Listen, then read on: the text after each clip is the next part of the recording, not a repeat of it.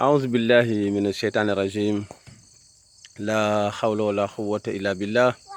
بسم الله الرحمن الرحيم الحمد لله رب العالمين والصلاة والسلام على أشرف المرسلين سيدنا محمد صلى الله عليه وسلم السلام عليكم ورحمة الله mbokki jullit yi mbokki daara ji gannaaw bu ñu leen nuyoo ànd ak leen ñaanal jàmm ñoo ngi dellu si nag leen présenter exposition nocturne maanaam guddi daal maanaam suñu exposition gis ngeen léegi projecteurs yi ni mu demee xam ngeen ni lii moom moo gën a porté gën a am solo parce que doomu aadama yi amuñ jot ci bëccëg gi boo demee ci marché yi di nga am ñu la xool am ñu la déglu waaye nag bu fekkee ne ci dëkk yi la maanaam ak ci secteurs yi koñ yi affaire yu mel noonu maanaam guddi gi exposition guddi moom mooy gën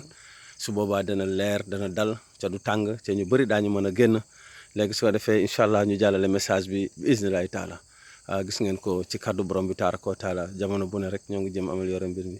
pour que mu gën a yaatu incha allah gannaaw bi nga xamee ni surtout taxawaay bi dafa gën a dëgër fi mu nekk nii ndax li ko waral mooy njabarkat yi maanaam ñoom ñëpp ñu bëree bëri ci ñoom coaliser nañu maanaam pour taxawal seen caaxaan yooyu la incha allah gën a nuural doomu aadama yi ci lëndam moo tax daara kennal yàlla moom gis ngeen ko programme baa ngi nii incha allah toujours rek fu ñu ci toll di ngeen ko xam